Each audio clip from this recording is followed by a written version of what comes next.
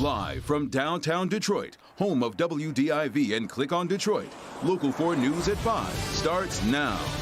For the first time, Kelly Stafford talks about her brain tumor battle. And I remember sitting down with him in the waiting room and just losing it. Coming up, Kelly and Matthew on the 12-hour surgery that changed their lives. Also, the governor declares war on vaping. Is it government overreach or protection for our children? We'll break it down. But we begin with a Grosse-Ile teacher accused of exposing himself in a parking lot. Right now, that teacher has been barred from school district property as police investigate. The alleged incident happened in this parking lot, which is not on school district property, we should note. But let's bring in Sean Lay, who's live on Grosse-Ile tonight. So did any students see it happen, Sean? That is a key question here, Devin. The police department telling us tonight here on Grosse-Ile that apparently no kids that were practicing on the field saw what the district is describing as a lewd act being performed by one of their teachers in his car. Now tonight, he is off the job. Police here, they're investigating. It's unacceptable. Erica Rapaski is a teacher off of Grosse-Ile, but she lives here on the island. As a teacher and as a resident, she's shocked at the allegations now facing a teacher who teaches for Grosse-Ile Township schools. Parents alerted today with a letter from the superintendent reading, quote, on August 30th, 2019, we received a report that a teacher working for our district was seen involved in lewd behavior in his motor vehicle in the parking lot of an off-district facility where GIYRA teams were practicing. Grosse-Ile police confirmed to Local 4 tonight that the alleged incident happened here last Friday at Commerce Park, where Grosse-Ile Youth Recreation Association teams were practicing. Police say this is a case of indecent exposure. Where exactly does he teach for the district? The superintendent did not tell parents in her letter. Was he watching the children during the alleged lewd act? Police say there's no indication that the kids saw him.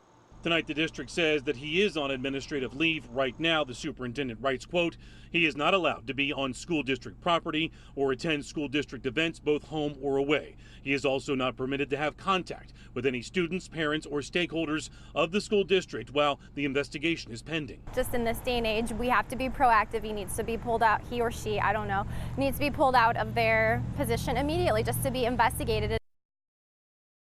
You know, Erica, we just spoke with here, she is a teacher, and she says she's very pleased that the district here is being proactive by alerting parents that there is now this investigation underway of one of their teachers. Let's see now what the investigation finds. We're told by Grosse-Ile police their investigation is almost wrapped up. They're going to present their findings to the prosecutor for possible charges. No arrests have been made in this case, so we'll see what the prosecutor decides. Back to you. Sean, it was interesting that that letter made no mention of the school at which this teacher works. There are 4 schools here on the island, and there is no indication at all. Parents will certainly be asking which of the schools here, from elementary to middle to high school, the teacher worked at. But again, it mum's the word on where the teacher was serving. At least so far. All right, Sean. All right, some breaking news right now. The suspect in a deadly Waterford fire has been arrested in Pennsylvania. Adonis Wilson of Pontiac was arrested Monday in central Pennsylvania near Penn State University. Police tell us Wilson was speeding, had no license plate on his car, and gave officers a fake name when he was pulled over. Wilson was wanted after a woman was killed in a fire at her home. We're told Wilson had cut the lawn at that home and was seen there twice after the fire. Our other top story tonight, a bombshell announcement today from Governor Gretchen Whitmer. Citing a health emergency, the governor made Michigan the first state in the country to ban flavored e-cigarettes. We bring in Jason Colthorpe with the newest on this decision, but also the fallout, because as we've seen in other states that have, or one other state tried this, there's going to be a legal fight. Yeah, and it's already been threatened, guys. That talk of that is coming from the American Vaping Association today, which is a thing. More on that in a moment. But first, the governor this morning on MSNBC's Morning Joe talked about why this is personal to her. This is too important. I've got teenagers at home. I was talking with them last night about, the prevalence of vaping in their schools, and it's everywhere. Following her Department of Health and Human Services declaring youth vaping a health emergency, Governor Gretchen Whitmer banned all flavored e-cigarettes effective immediately. And with flavors like cotton candy and bubble gum, experts say there's no mistaking who these companies are going after. So to think that this is the strategy to target adults is ridiculous. We're not dumb, we're not ignorant. Monique Stanton, head of CARE, believes the ban is a good first step in curbing these products. Tobacco use among kids has gone down substantially over the years.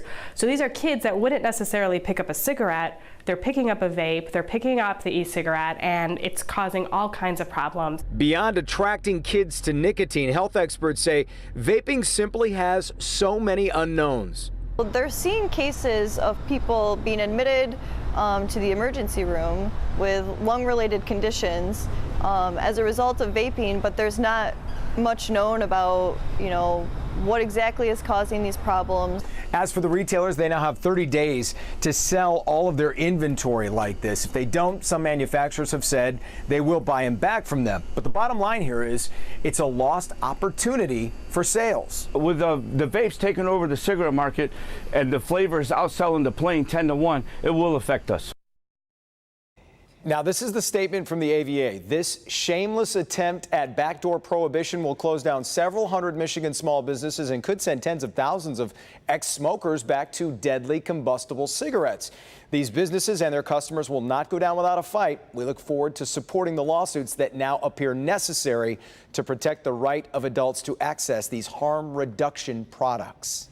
That statement, and combined with the fact we just heard the guy say it outsells the regular stuff 10-1, that would seem to suggest that there are a lot of adults that like the flavored stuff. You wouldn't think that, but I did speak to a lot of adults today who do like these, and they share that same sentiment, that because they're upset by this ban because using them, they tried to stop smoking by using these, even though, as Doc would point out, there's no evidence that suggests that's a good way to do it. But it puts health professionals in a tough spot because they don't want to discourage people from stopping trying whether this works or not. Speaking of the doctor, the ban is aimed primarily at protecting the vulnerable population of children.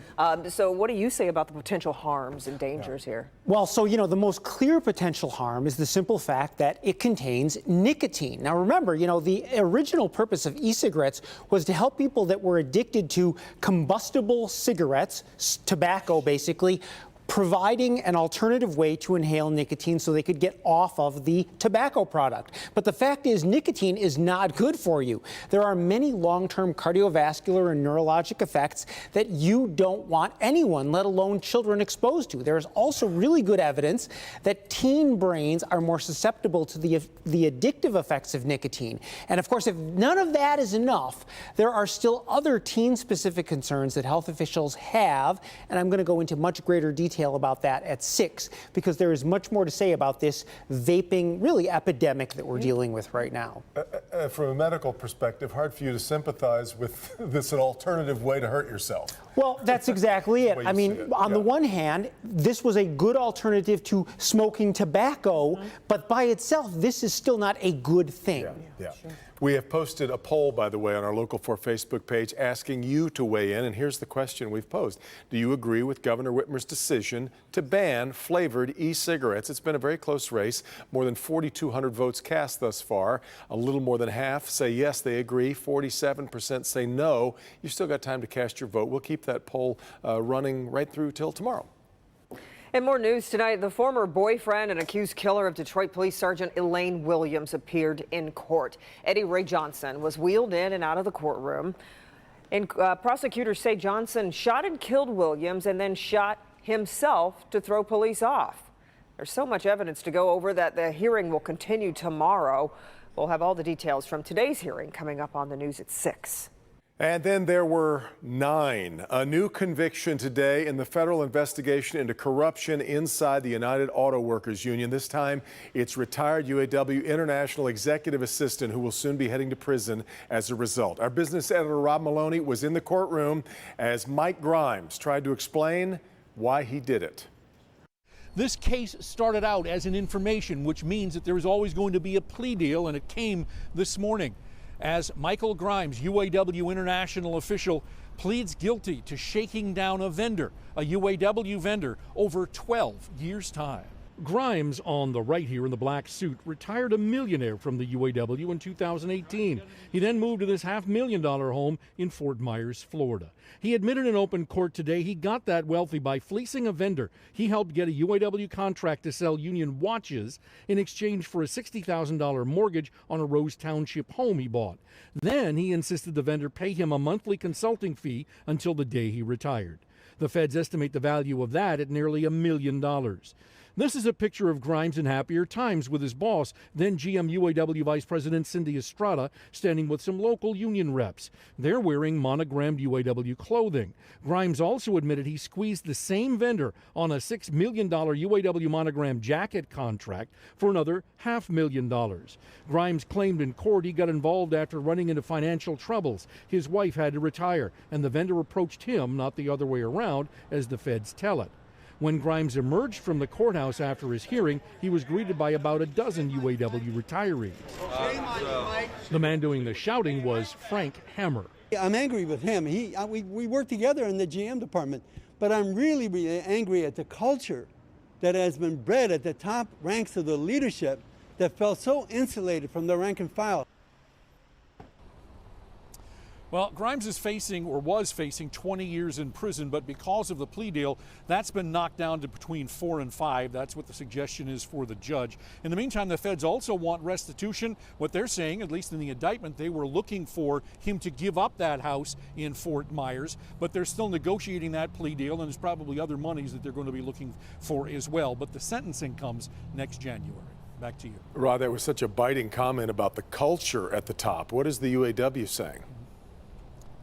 Well, the UAW is saying that this is just disgusting, the whole situation, but they're saying that they're going to move on from this and that it was separate from them and that they're just going to continue trying to negotiate their national contract. Yeah, of course, the big story behind the scenes of all of this that's going on right now. All right, Rod.